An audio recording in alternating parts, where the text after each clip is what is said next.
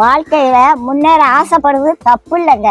எதையாவது பண்ணி எப்படியாவது முன்னேறிடணும் அப்படின்னு நினைக்க கூடாது. அப்படி நினைச்சா ஏதாவது சிக்கல்ல மாட்டிக்கிடுவோம். கடவுள் உங்களை ஏத்த வேலையில உயர்த்த வருங்க. சில பேரு எப்படியாவது காசு பணத்தை சம்பாதிச்சிடணும், அப்பதான் வயசான காலத்துல நிம்மதியா உட்கார்ந்து சாப்பிடலான்னு நினைப்பாங்க.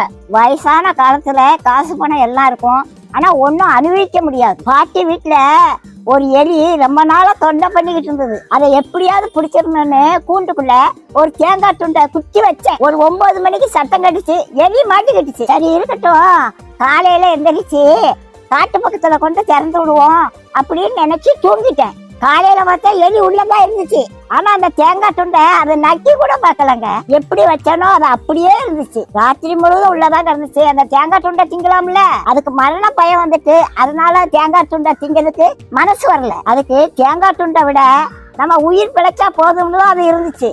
அதே மாதிரிதாங்க காசு பணத்தை சேர்த்து வச்சவங்க கடைசி காலத்துல ஒன்னையும் அனுபவிக்க மாட்டாங்க. லட்டை பார்த்த உடனே வாயில எச்சி வரும், ஆனா டாக்டர் சொன்னது ஞாபகத்துக்கு வரும், லட்டை தின்றாத சுகர் ஏறி போயிரும் அப்படின்னு சொல்லியிருக்காங்க. ஆசைப்பட்ட ஒரு லட்டை திங்க முடியல, காசு பணம் இருந்து என்ன செய்ய? கடவுளோட ஆசீர்வாதம் இருந்துச்சுன்னா கடைசி வரைக்கும் நல்லா சாப்பிடலாங்க.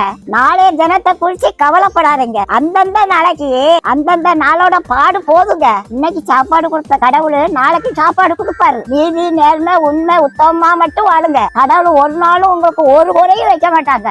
நம்ம எப்படி சம்பாதிக்கோங்கிறத கடவுள் பார்த்துக்கிட்டே இருக்காருங்க.